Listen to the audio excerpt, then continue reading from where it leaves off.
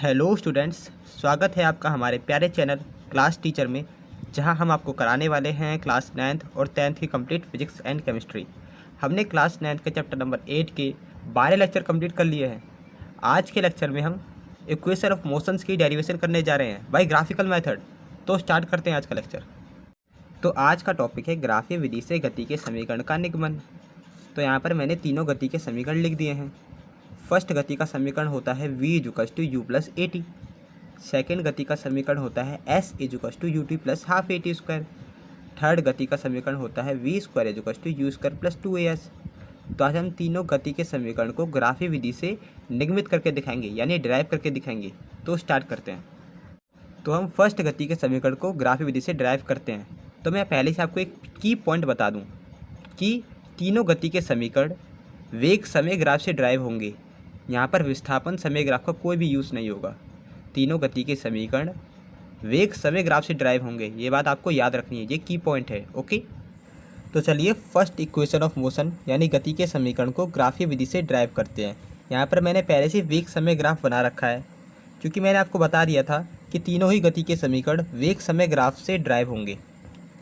तो इसे ड्राइव करते हैं। इसे ड्राइव करने से पहले मैं आपको एक की पॉइंट बता देता हूँ कि जब भी हम गति के समीकरण की डेरिवेशन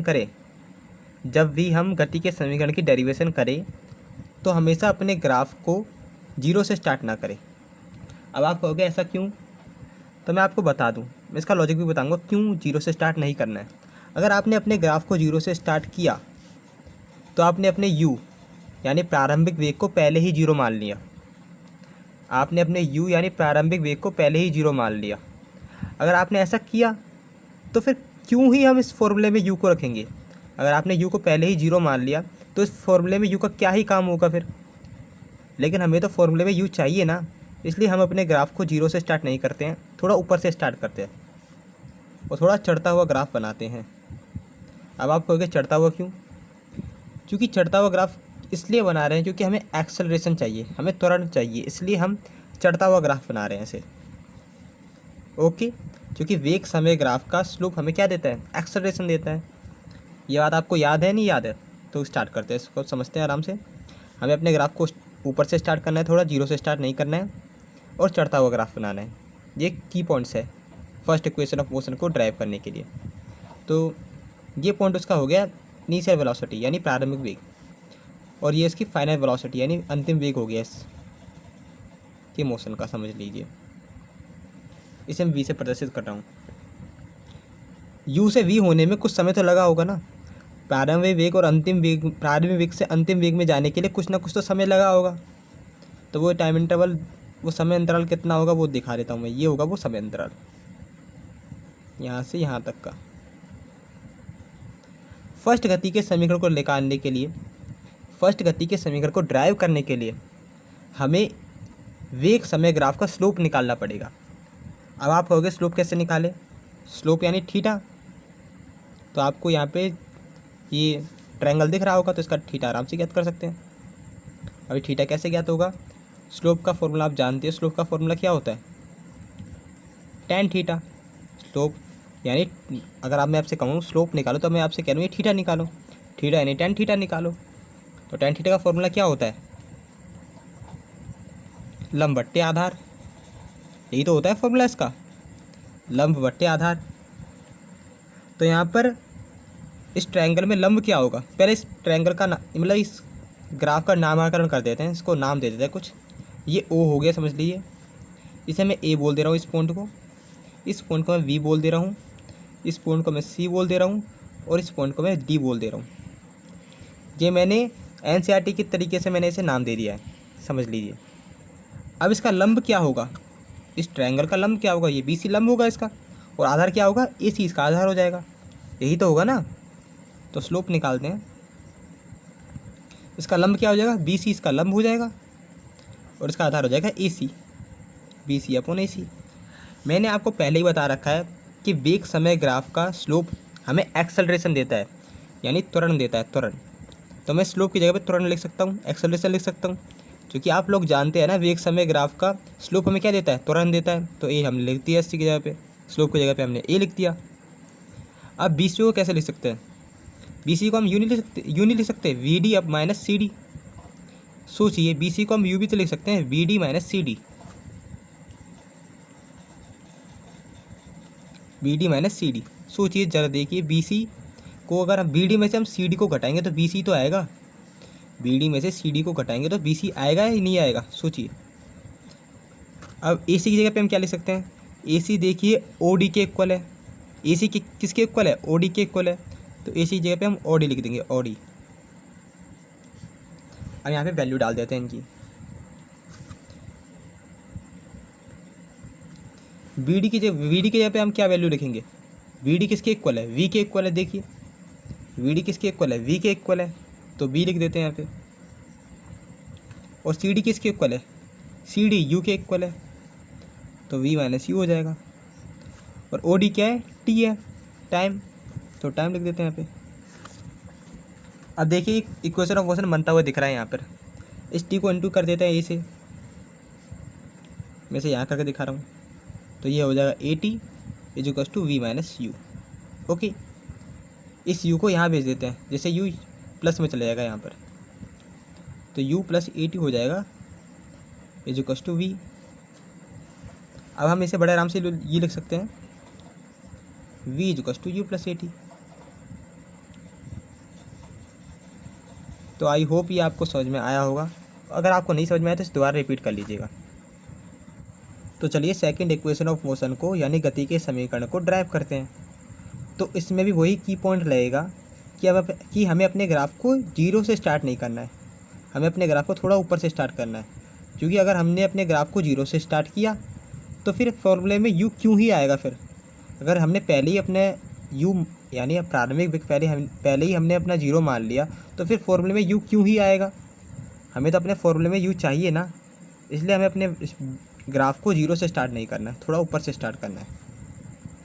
ओके, और थोड़ा चढ़ता हुआ ग्राफ बनाना है, क्योंकि हमें फॉर्मूले में एक्सेलरेशन दे रखा है, हमें एक्सेलरेशन निकालना पड़ेगा इसलिए। तो ये समझ लीजिए उसका प्रारंभिक वेग है u, कुछ समय बाद उसका अंतिम वेग आ जाएगा v। ये u से v होने में, जैसे अगर मेरी स्पीड 2 मीटर पर सेकंड थी स्टार्टिंग में, उसके बाद 4 मीटर पर सेकंड हो गई, तो मैंने कुछ टाइम तो लिया होगा ना, तो u से v होने में भी कुछ टाइम लगा होगा। तो वो टाइम देखते हैं, वो टाइम होगा ये।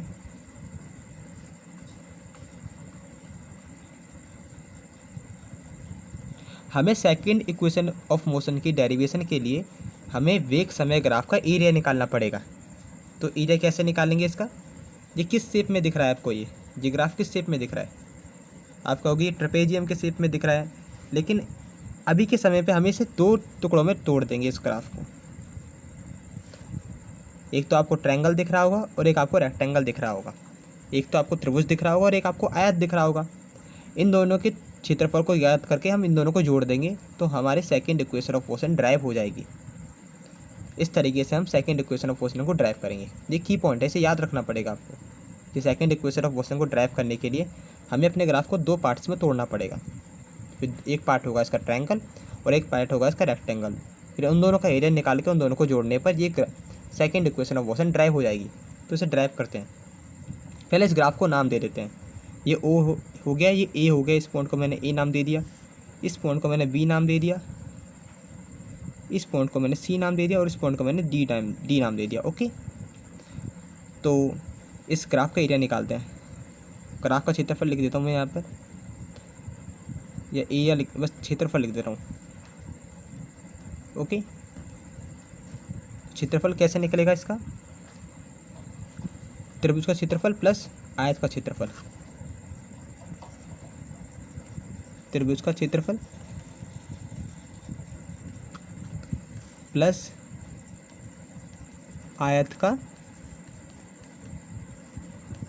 क्षेत्रफल। ओके, त्रिभुज का क्षेत्रफल प्लस आयत का क्षेत्रफल।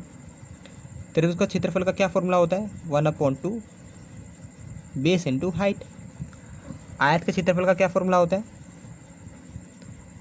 प्लस लग रखा है ना यहाँ पर, तो L इंटू भी होता है आयत के क्षेत्रफल का फॉर्मूला, लंबाई गुना चौड़ाई। तो बेस क्या हो जाएगा इसका, सोचिए बेस क्या होगा, इस त्रिभुज का बेस क्या हो जाएगा, बेस इसका AC हो जाएगा और हाइट क्या हो जाएगी इसकी BC हो जाएगी। ओके, इसे लिख देते हैं। बेस हो जाएगा इसका AC और हाइट हो जाएगी इसकी BC, प्लस इस रेक्टेंगल की यानी इस आयत की लंबाई क्या होगी, लंबाई होगी इसकी OD और चौड़ाई होगी इसकी DC, OD इंटू CD लिख देता हूँ, OD इंटू CD। ओके, क्या हम BC को हमने पहले क्या लिखा था, BC को उसी तरीके से लिख सकते हैं ना, BC को हम BD माइनस CD द्वारा लिख सकते हैं ना, तो उस तरह से द्वारा लिख देंगे। और AC को हम OD लिख सकते हैं, देख सकते हैं AC OD के इक्वल तो है, तो AC को OD लिख सकते हैं, OD। और BC को हम लिख सकते हैं BD माइनस CD, BD में से CD घटाओगे तो BC निकल आएगी, BD में से CD घटाओगे तो BC निकल आएगी ना, तो BC की जगह पे हम BD माइनस CD लिख देंगे, BD minus CD plus OD की क्या वैल्यू है, OD की वैल्यू है T और CD किसके इक्वल है, U के, प्लस TU, ये TU इक्वल टू UT हो जाएगा, समझ लीजिए इसे। OD यहाँ पर क्या है T इंटू BD क्या है, BD है V, BD आपकी V के इक्वल ही तो है, और CD क्या है आपकी U, और ये हो गया UT। ओके, अब हमें देखना है कि इसमें ऐसी एक्स्ट्रा क्या चीज़ है जो कि इसमें नहीं है, उसे हमें हटाना है। तो इसमें आप देख सकते हो कि हमारे पास V माइनस UT तो आ गया, अब यहाँ पे V माइनस U को हटाना पड़ेगा, यहाँ पे हमें एक्सेलरेशन चाहिए, यहाँ पर देख सकते हो यहाँ पे हमें V माइनस U को हटाना पड़ेगा। हमें UT तो मिल गया है, देखिए इक्वेशन ऑफ मोशन ड्राइव हो रही है, UT तो मिल चुका है हमें, और यहाँ पर हाफ भी आ गया है और T भी है, एक T है, लेकिन हमें A और एक T और चाहिए, तो इस V माइनस U को हटाना पड़ेगा। ये V माइनस U हमें किसी भी काम का नहीं है, इसे हटाना पड़ेगा। अब इसे कैसे हटाएंगे, हमने फर्स्ट इक्वेशन ऑफ मोशन पढ़ रखी है, इस first equation of motion first गति का समीकरण हमने पढ़ रखा है। तो क्या है फर्स्ट गति का समीकरण, V equals to U plus AT, यही तो है फर्स्ट गति का समीकरण। तो इसे यूँ नहीं ले सकते हम, V minus U equals to AT, तो V माइनस U की जगह पे मैं AT लिख सकता हूँ ना, तो वही लिख दूंगा बड़े आराम से। इसे यहाँ करके दिखाता हूँ, तो half into T into AT, V minus U की जगह पे मैंने AT लिख दिया, बस हो गया, प्लस UT। तो अब इसे बड़े आराम से मैं लिख सकता हूँ। और अब मैं आपको बता दूँ, यहाँ पर मैं इसे पहले बताना चाहिए था कि वेग समय ग्राफ का क्षेत्रफल हमें देता क्या है, वेग समय ग्राफ का क्षेत्रफल हमें देता क्या है, डिस्प्लेसमेंट, विस्थापन देता है। तो इस क्षेत्रफल की जगह पे मैं इसे विस्थापन लिख सकता हूँ बड़े आराम से, तो विस्थापन चलता आएगा। यहाँ पर आपको मैंने पहले ही बता रखा है, पहले ही समझा रखा है पहले की वीडियोस में कि वेग समय ग्राफ का क्षेत्रफल हमें विस्थापन देता है, तो मैंने विस्थापन लिख सकता हूँ क्षेत्रफल की जगह पे, तो यहाँ पर भी मैं विस्थापन लिखूँगा। ओके, तो ये हो जाएगा S equals to UT plus half AT square, और यही ड्राइव हो गया हमारा second equation of motion. I hope ये आपको समझ में आया होगा, अगर नहीं समझ में आया तो इसे आप दोबारा रिपीट कर लीजिए, आपको ज़रूर समझ में आ जाएगा। तो पढ़ते रहिए, ऑल द वेरी बेस्ट।